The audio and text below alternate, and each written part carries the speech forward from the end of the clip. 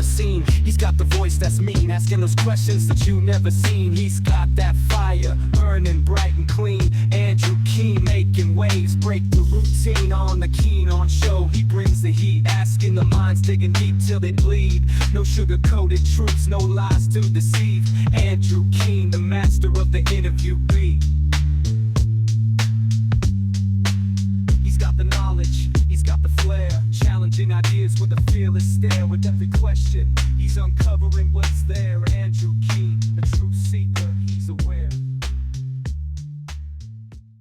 Hello, everybody. As we get closer to the election, the issue of lying, political lying, is becoming one of the central issues of the election. Our guest today on the show is an authority on lying. I guess he's a truth teller. I hope he is, at least. Bill Adair is a professor at Duke University. He's the Knight Professor of the Practice of Journalism and Public Policy. That's KNIGHT.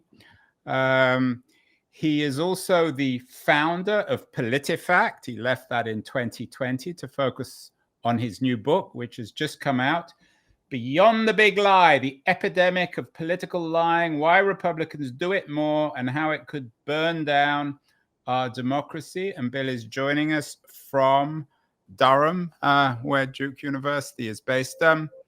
Bill, why is the issue of lying, of political dishonesty, why has it always been such an important issue in your life? I know you have a background before you got your teaching job at Duke. You used to be a reporter. Yeah. Well, first of all, thank you for having me. I think that it's important because lying prevents us from having an honest political discussion. We cannot have a discussion about the issues. We can't have a serious conversation about policy if we don't agree on the facts. And so if you have the parties disagreeing about the sort of basic building blocks of policy, about the problem that they're trying to discuss, it's pretty difficult to have a serious conversation. And of course, that's the situation we're in on some of the biggest topics of our time: immigration, climate, and more recently, even disasters. So you have a hurricane hit Western North Carolina, and it becomes completely politicized, which is not that unusual, but the Republicans immediately start lying about what FEMA is doing and trying to link it to immigration, and it's preposterous. And so that makes it really hard for the disaster workers to do their jobs. This is a problem that lying in politics has always been around, but it's gotten worse because of the fact that we're all connected now through the internet and various social media. And it's harder and harder for fact checkers like PolitiFact to keep up with the lies. Bill, I remember, I shouldn't probably admit this in public, but when I was growing up, I once told a lie to my mother, and I've never seen her angrier. She was really furious. I'd done lots of things wrong, but lying seemed to have crossed the line with her. Doesn't mean I haven't told lies since. But I wondered, did you have an experience growing up with lying? Was it, or should it be something that parents particularly clamp down on their children with? My mother had very simple advice about lying. I remember her saying not only that lying was wrong, but just that it was a lot easier to tell the truth because you didn't have to keep track of who you had told what to, and try to remember, oh wait, did I tell that person something different? And she was just like, it's just easier to tell the truth. So she had a very practical approach. Well, she clearly hadn't done anything wrong, or she wasn't running for office, or perhaps she isn't a member or wasn't a member of the Republican Party. It's easy to tell the truth if you're pure, if you've never done anything wrong, if your version of reality doesn't actually conform with reality itself, isn't it? I think it's important to understand sort of the different types of lying, and I go into that in some detail in Beyond the Big Lie, that I create a taxonomy of lying so that we understand the that there's a difference between a misdemeanor lie and a felony lie, that there are different types of lies, and I try to help people understand the that there's self-defense lies when somebody gets in trouble and they just completely deny everything that happened. There are policy lies when they lie about something, a topic like climate. And so I try to distinguish that so that people. How do you do that? I mean, the book is called Beyond the Big Lie, so presumably there are small lies. What's the difference between a big lie and a small lie? Well, a small lie might be something that's a numbers lie, where somebody is referring to unemployment statistics and exaggerates them, in a way that almost you wouldn't necessarily call a lie. But a more serious lie might be saying that people in Western North Carolina are being denied disaster benefits because of, or they're eating their pets. Yeah, they're not eating their own pets. They're eating other people's pets. And we have to realize that as I noted a little bit earlier, lying isn't new, but lying's gotten worse. And of course, we're focused this year on Donald Trump. The book is not exclusively about Donald Trump. He's mentioned in here. I definitely, his tie's on the cover. I'm guessing it's his tie. Yeah, we're not being particularly subtle with the tie. There's and there's no question that Donald Trump is a big factor in the lying and why it's so bad now. But I trace it back before Donald Trump. If you ask people in politics, political operatives, politicians, sort of, when did the problem get really bad for the Republican Party? They actually trace it back to Newt Gingrich, and when he took control of the House in the early 1990s. Yeah, Bill, many people have come on the show and traced it back. If they don't trace it back to Gingrich, they'll trace it back to Reagan. And if they don't trace it back to Reagan, they'll trace it back to Nixon. You seem to think that Republicans, quote unquote, do it more. But I'm guessing if a Republican saw this title or subtitle, they might say, well, what about, I don't know, Bill Clinton, for example, who was a brilliant liar? I mean, isn't being a great politician, being able to lie? Reagan lied in a way, Clinton lies in a way. Clearly, Trump lies endlessly. In fact, he rarely tells the truth. It's news when he does tell the truth. But isn't that what a good politician is, or at least a successful politician is, being not only a good liar, but a big liar? Well, absolutely. And so I should point out, this book is not just about Republicans. I focus on plenty of Democrats, both over time and also in the modern day. And you make the point that lying is a key trait of politicians. I make that point. I have a quote in here that I love from Bob Bauer, who is former White House counsel to President Obama, now is his personal attorney and is a personal attorney to President Biden. And Bob Bauer makes the point that lying is just a key part. It's basically a lubricant of American politics. And so, so I definitely acknowledge that in the book. Bob says you can't separate lying from politics. And I don't approach this as some purist, who's like, oh my God, they're lying. But what I'm trying to look at in the book is the fact that this has become an epidemic. Yeah, and I wanted to bring that up because, of course, again, that's not a throwaway word in the subtitle. The epidemic of political lying. When we think of epidemics, of course, we think of COVID. What do you mean by an epidemic? Is it out of control like COVID was in the summer of 2020?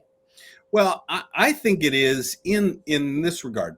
Lying is keeping us from having serious conversations about these important issues. Lying affects our health because of denial of facts on things like COVID. I mean, if you think about how many unnecessary deaths there were in COVID because of the lies that were spread about vaccines and about other measures for the public health. So I do think lying is an epidemic, and I think the book makes a strong case for that.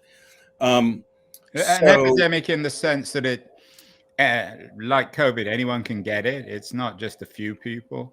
Is it? Well, I think it's an epidemic. As an epidemic, is it something you can catch if you sit next to the wrong person on an airplane? That's a great question. I guess if you fall for their lies, yes, but I don't think it's quite that. I don't think it's quite that contagious. I think you have to fall for the lies.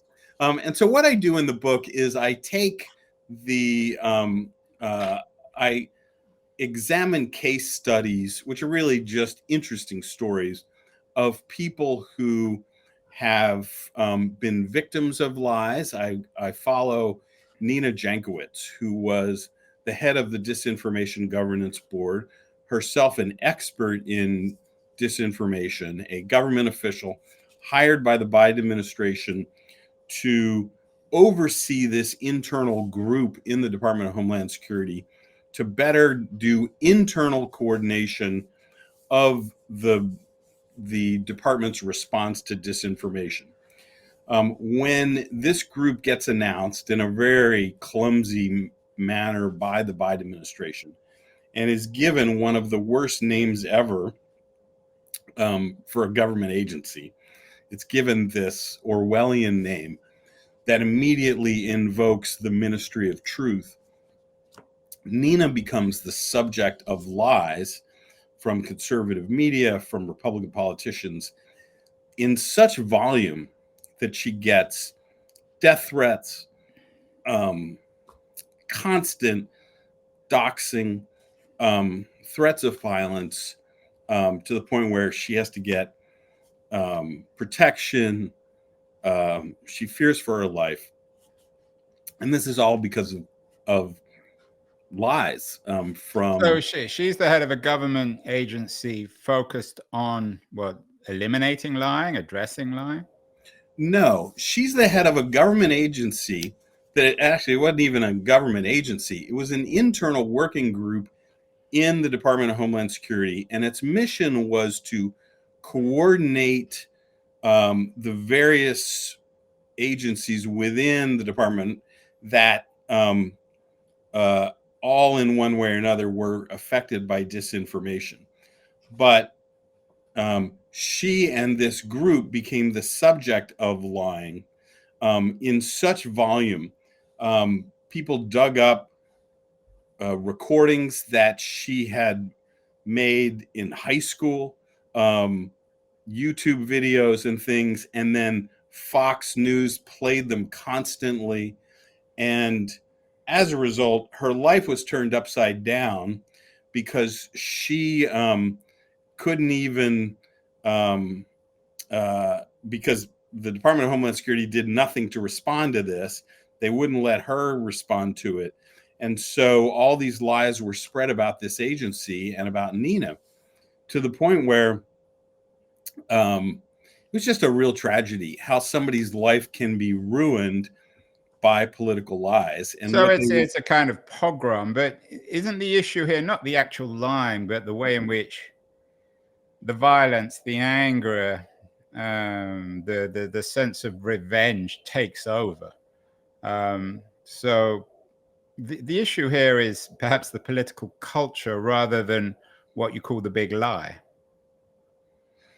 Well, I think the culture is part of it, and in some I'm way, not excusing the lie. I mean, I'm not yeah. suggesting I that mean, that's I mean, it's a culture that seems to accept this behavior, but this is a woman whose life was ruined because the Fox News channel and a bunch of um, people in Congress decided to lie about her and the agency, and that led people to make death threats.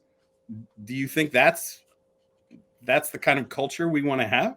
No, and I'm not defending the culture in any means, but anyone who issues a death threat because they think someone lied seems to me a little detached from reality. So let's get to the core of the book, Bill. You say that Republicans do it more. I accept your point that Democrats also lie. Do you think, and I think a lot of us are scratching our heads over this one, is the reason why it seems at least Republicans lie more is because reality is unacceptable to them? Or is it that Stephen Colbert was right that the truth has a liberal bias? No, I mean, in all seriousness, that the world itself does not, for better or worse, conform to how the Republicans view it, perhaps culturally, economically, politically. So they're almost forced to lie in order to appear in any way credible. That's a really interesting way to look at it. The answers I got were sort of less lofty and more practical. That some said that Republicans lie more. Well, this is sort of along the lines of what you're saying, that their base is shrinking, an older white Right. base of voters.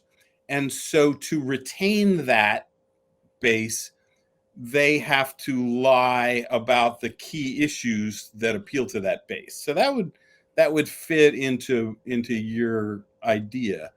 Some of the other reasons have to do with a media ecosystem that not only allows the lying in a frictionless way, conservative media not pushing back on the lies, but profits from the lies, as we saw with the Dominion case, where Fox realized that for it to stop the bleeding, so to speak, when it started to lose viewers after the 2020 election, it needed to ramp up the lying about the election because the viewers had been flocking to other conservative networks.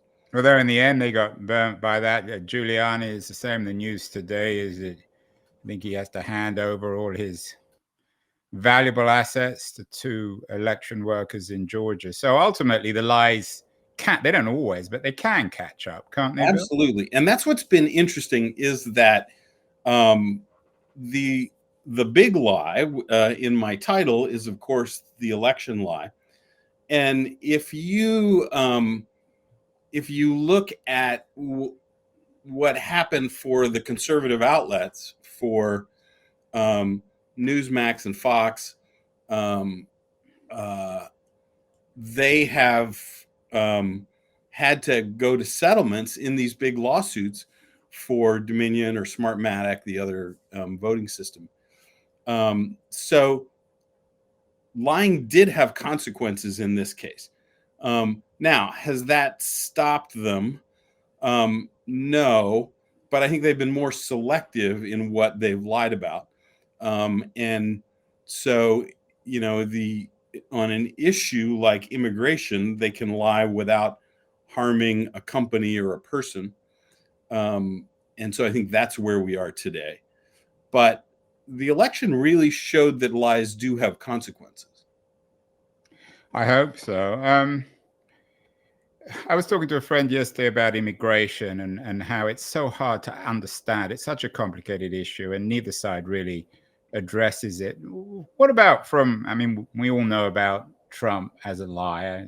It's not really even news these days. The title of your book and the cover reveals Trump's red tie on fire. But how would you respond, for example, to a Republican who might say to you, well, yeah, Trump's a liar, no one's going to deny that, but when Harris doesn't answer anyone's question, she barely does any interviews, and when anyone ever asks her anything, you leave the conversation with your head spinning because you have no idea what she's saying.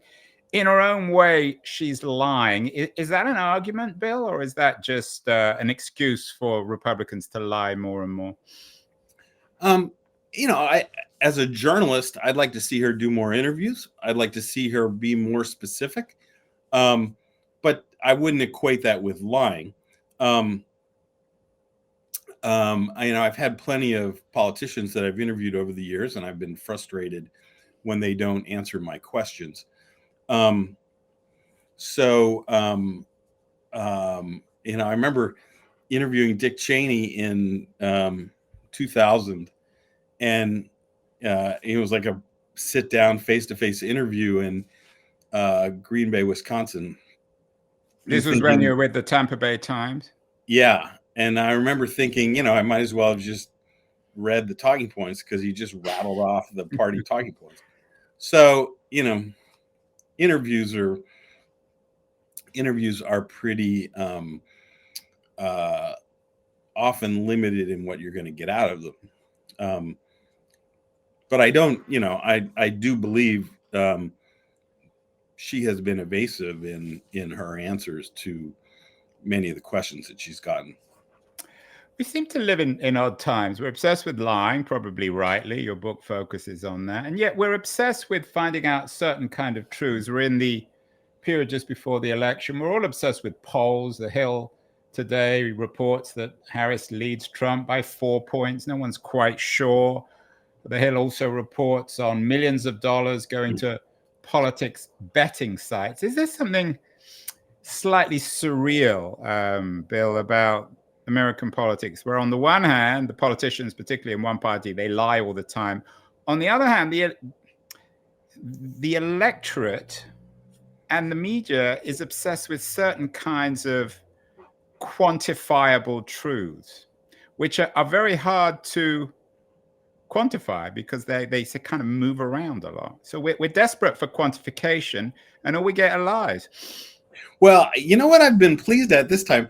I'm glad you brought this up, that the polls have been so close that it's actually like I kind of stopped following them. And I've heard this from other friends in journalism, that it's just so close. It's like, up a point, down a point, too close to call, everything within the margin of error. Who knows?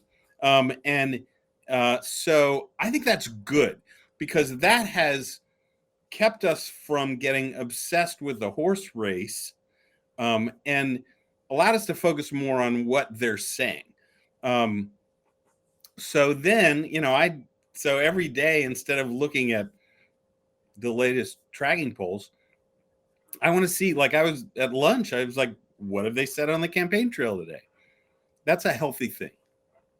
Although there are lots of rumors, and maybe Republican voters in particular are learning from the master liar that they lie to pollsters, and that's why the pollsters got it wrong last time. Do you think the electorate have a moral responsibility to tell the truth to pollsters? No, people ask, like, should lying be illegal? Like, no, I don't think lying should be illegal, and no, I don't think people have a moral obligation to tell the truth to pollsters.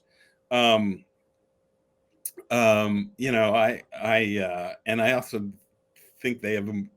So why do you think? And again, this is anecdotal. I'm probably wrong. I'm certainly not a pollster.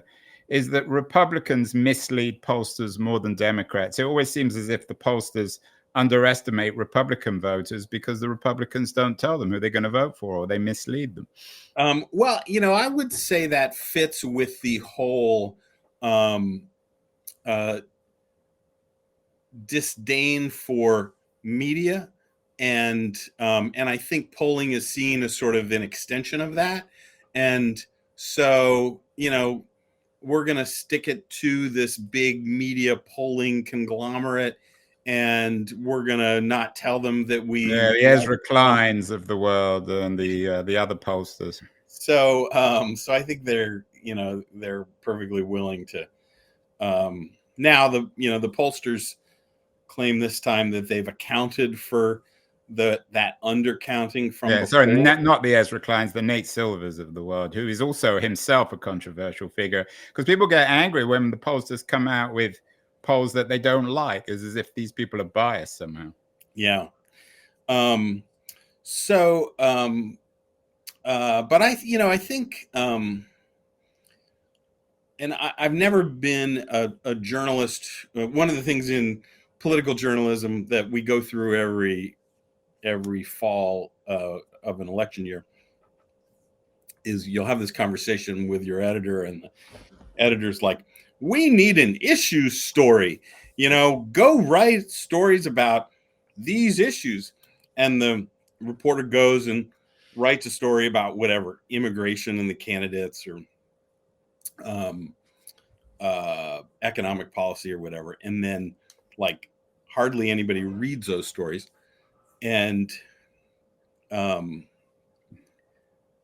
so, we don't. It seems the electorate more interested in the size of Arnold Palmer's manhood, perhaps, than in policy on immigration. In all seriousness, though, Bill, you talked about a kind of culture war. Is this in itself a culture war? You've become very popular on the talk show circuit. You've been on the Jon Stewart show. Your book comes with blurbs from people like Al Franken and Margaret Sullivan.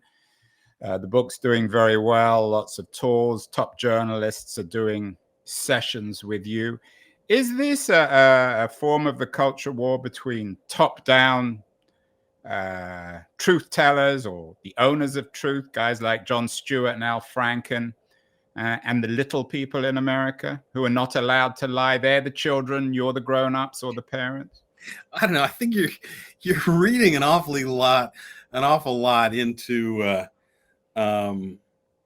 what's really just a book about lying in politics. What I said. My point is not the book, but you've been acclaimed, embraced by the cultural elite. Maybe it's not your fault, but they seem to like your message, or maybe it's just because you're telling the truth.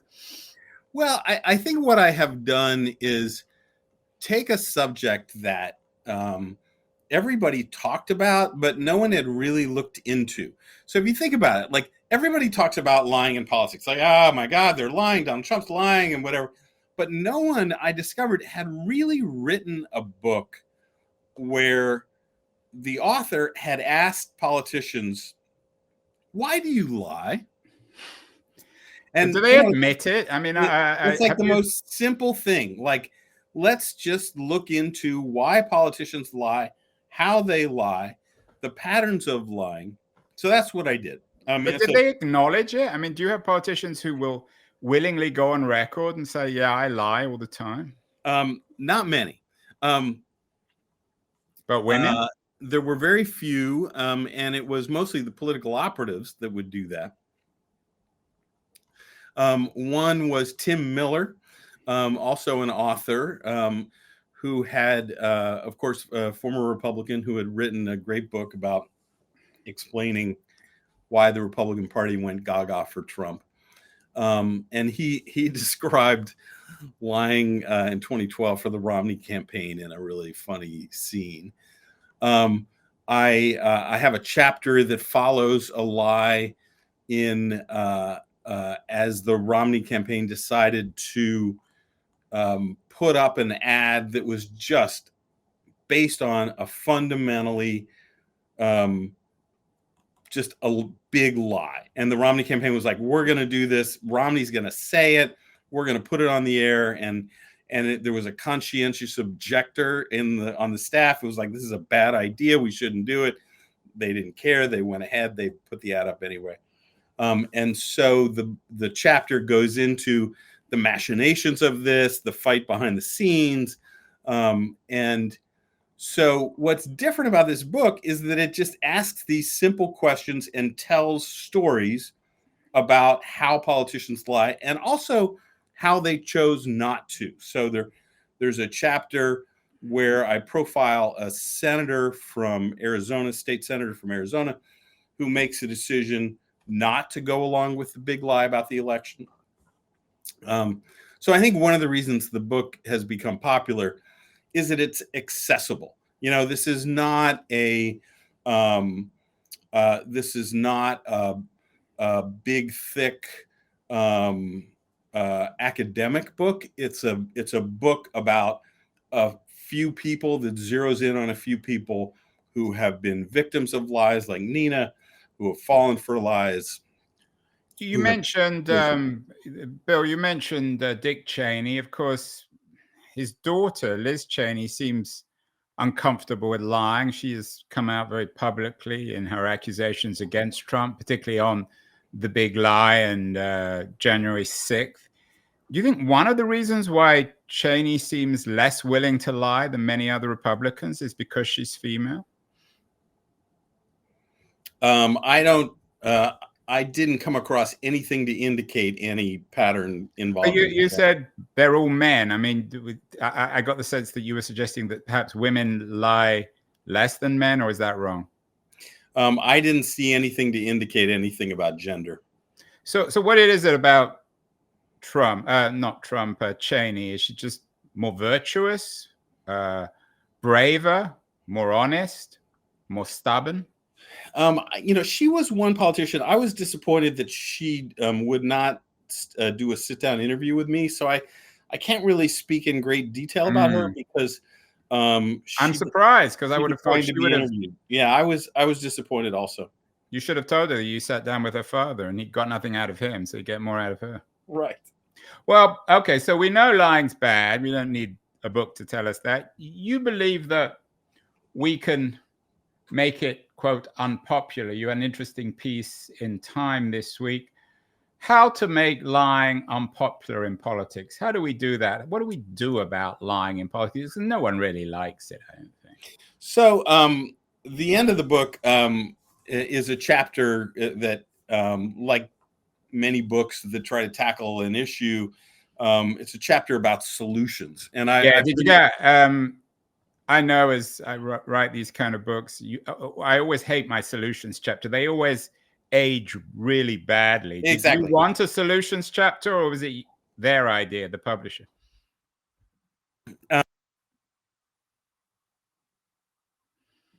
Oh, Bill, we've lost your sound. I'm sorry. I'm proud of the publisher. Say that. So respond to the question. Did you want a solutions chapter? I'm proud of my solutions chapter because I've gotten a lot of good feedback about it, because the solutions are, I think, they manage to be both gutsy and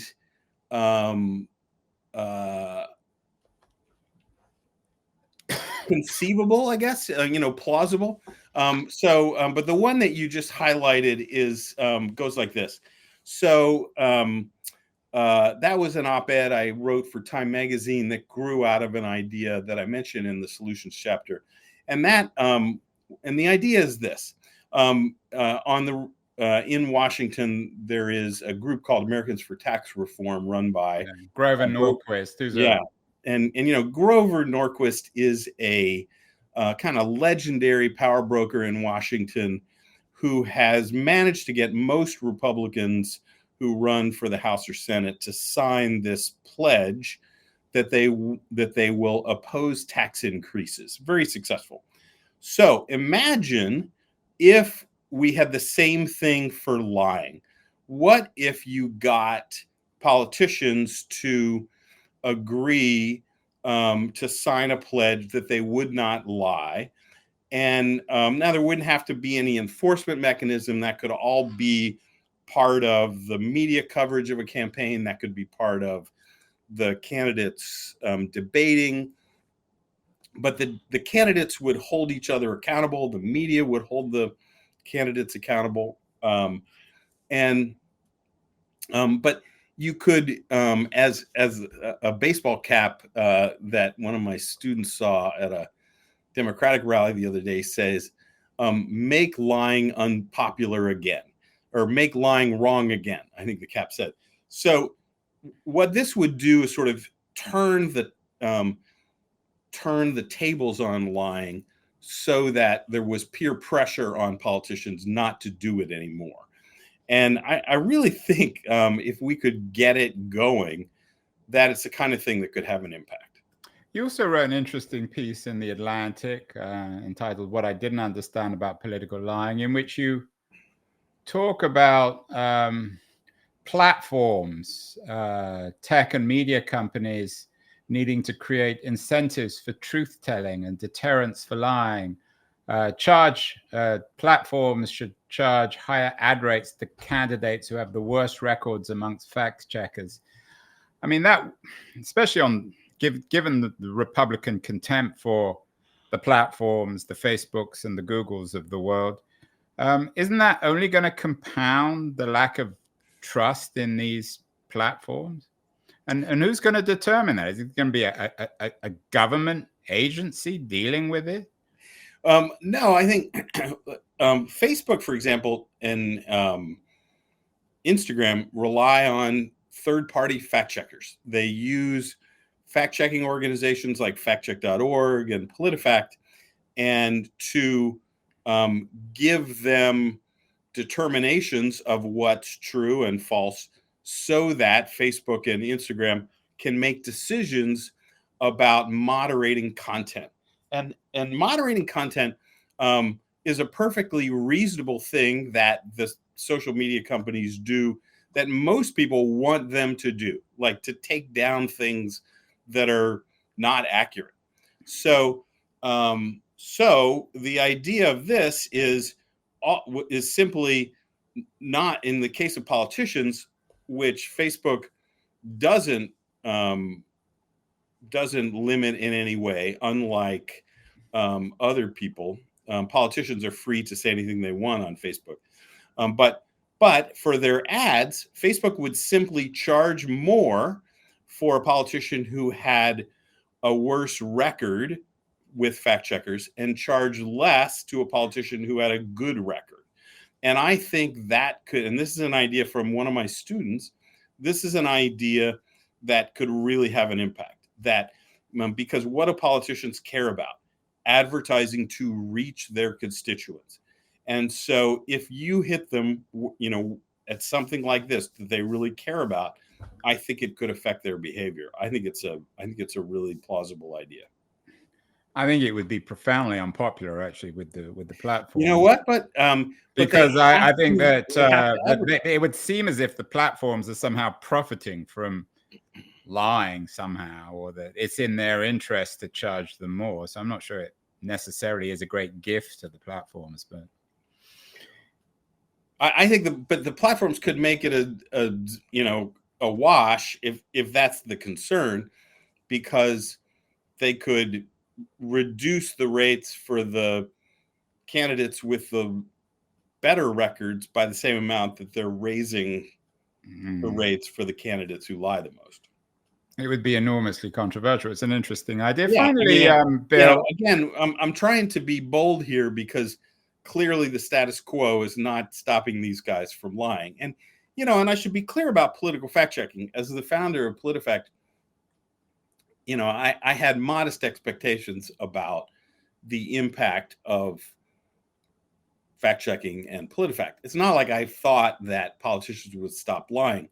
I once got in an argument with David Carr from the New York Times about this, and he's like, well, fact checking is a failure. Politicians are still lying, which is a ridiculous expectation. I mean, no one in their right mind would expect that politicians would stop lying because of fact checking. In the same way that it's not like investigative reporting has ended political corruption, So fact checking is intended to give people information about what politicians are saying and whether it's accurate or not. I wonder, though, Bill, whether there is a danger. I mean, I take your point, and these ideas are interesting.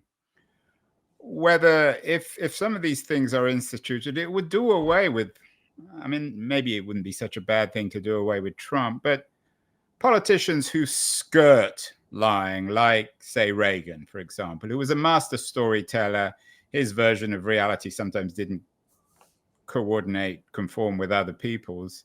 But ultimately, we're just going to get bots. We're just going to get AI algorithms that are provable and checkable, and politics will be drained of all energy and color and interest and passion.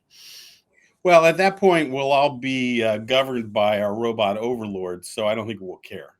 Or our platform models. Finally, Bill, doesn't lying usually eventually come out in the wash? I remember the story of Liz Cheney.